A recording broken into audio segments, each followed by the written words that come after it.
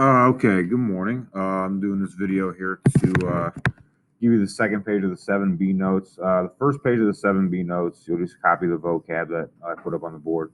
Second page, I wanted to do a video because I kind of wanted to break all this stuff down. So I'm going to put the definitions in here in these blanks, and then we'll go to GeoGebra and sort of um,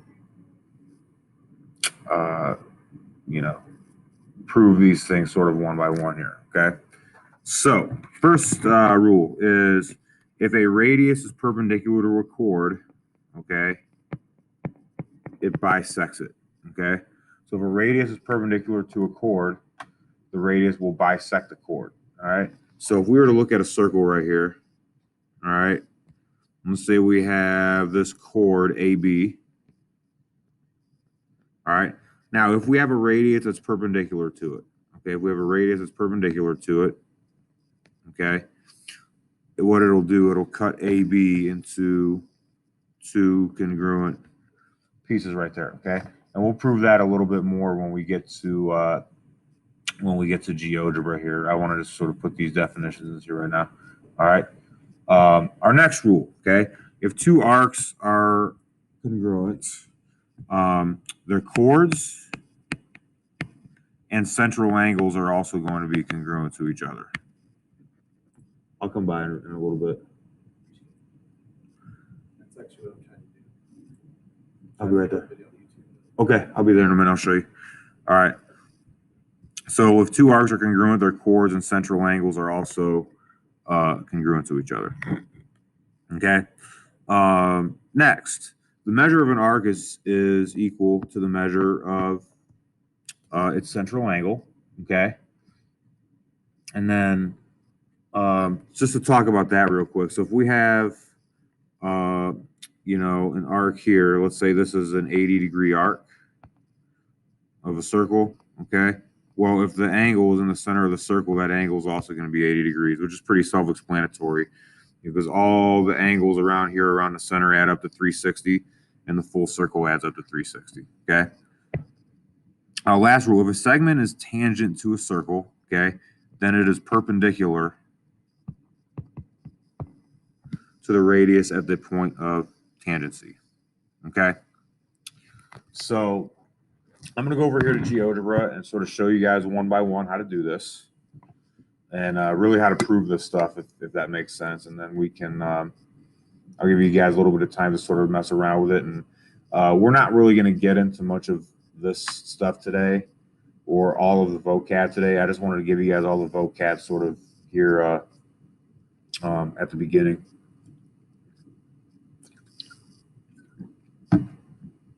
Of this thing here. So let's move on over to all right. So let's do a circle with a center right here. So we'll just do a center, pull that circle out right there. Okay. So all you got to do is hit circle with center. You'll click and you'll drag it out. Okay. So we have a circle with our center right there. Okay. So if a radius perpendicular to a chord, then it bisects it. So let's do a chord. So let's just make a segment right here. We'll put it on circle. So we'll see, drag it down there to where it's right on the circle there, point D. Okay. All right. So now we're going to do a radius that's perpendicular to CD. So let's do a perpendicular line.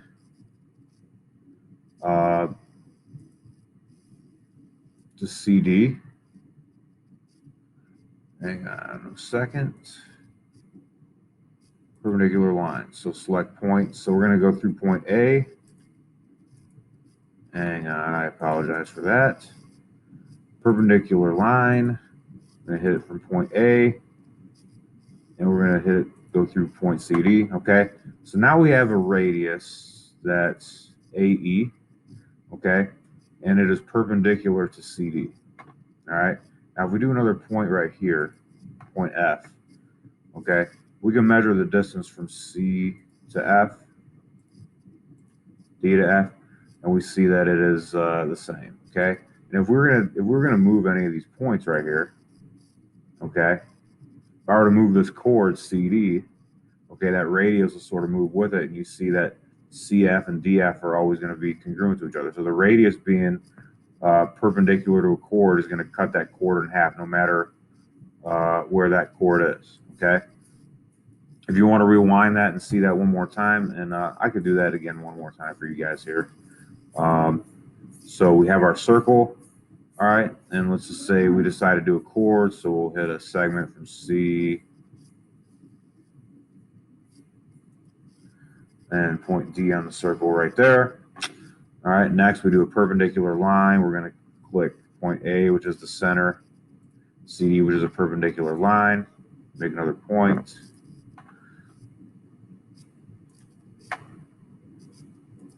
All right, find the distance from C to E and distance from D to E.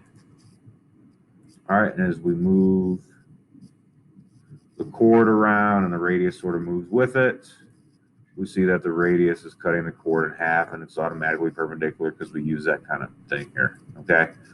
And what we're going to do later on is now, you know, all radii are congruent. If we do a radius from A to C and a radius from A to D, well, now we have, you know, a couple of right triangles here that are congruent to each other because I have a hypotenuse that's congruent and legs that are congruent to each other. Okay, so you can mess around with that a little bit if you'd like to. And I want to go to our next rule, okay? So if two arcs are congruent, their chords and central angles are also congruent. I'm going to skip that one for right now because it's kind of hard to do on GeoGebra. The measure of arc is equal to the measure of the central angle. That's kind of self-explanatory. So let's look at the last one. If a segment is tangent to a circle, then it is perpendicular to the radius at the point of tangency, okay? So I'm going to move down here and just create a new circle. So create a new circle with a center at point G right here, pull it out, okay? And there should be a tangent line here. If we go down to more,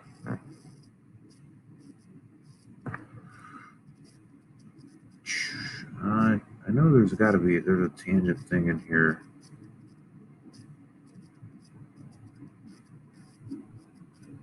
Here we go. So construct tangents.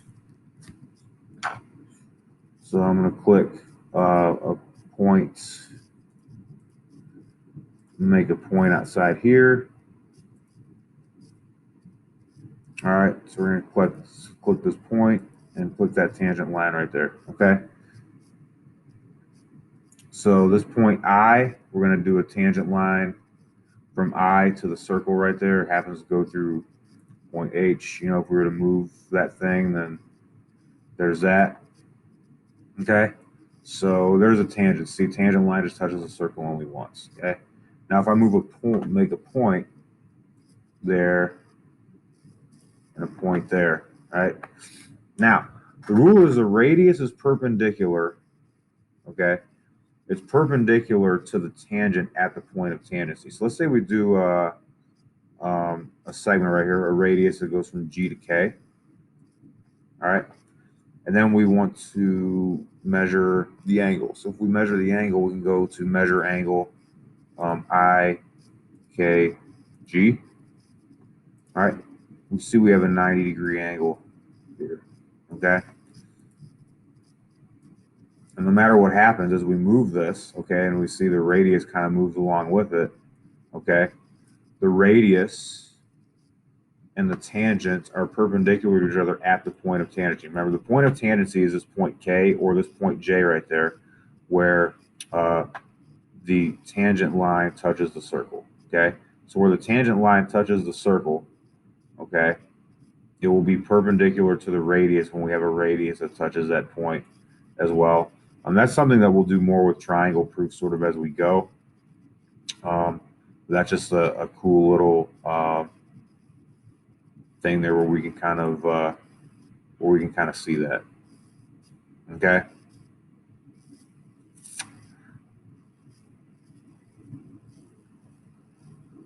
All right.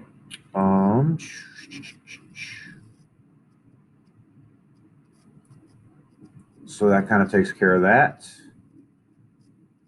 And so I'm going to clear this board right here. And if we're looking at our definition, okay, if two arcs are congruent with their chords and central angles are also congruent. So let's say we want to construct a circular arc. I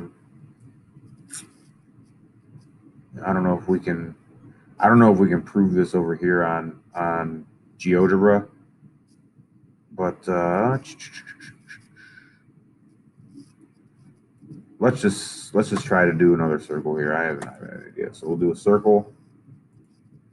All right, from A to B. So let's just make a couple angles here. All right, and so we'll do a radius from A over here to point C. Whoops. All right, and if we wanted to make an angle,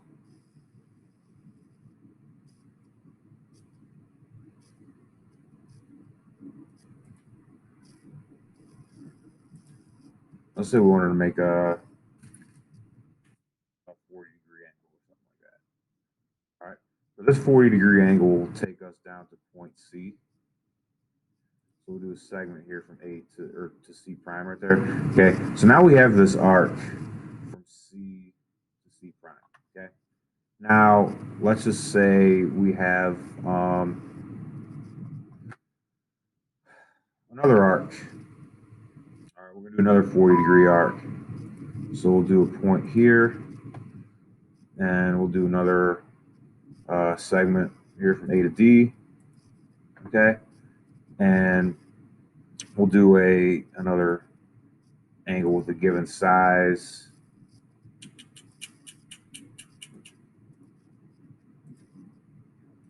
We'll do a 40-degree angle there. And so now that'll take us to D prime, okay? So now we have two arcs. We have C to C prime and D to D prime, okay? Now, so we have two congruent arcs, okay? Because they're from the same circle, we have two congruent angles. They have a 40-degree angle, 40-degree angle. So this arc is going to be congruent to this arc. But also, if we were to do a chord, so let's say we do a chord from C to C prime. All right, and then we do another chord from D to D prime. All right, and we were to measure these things.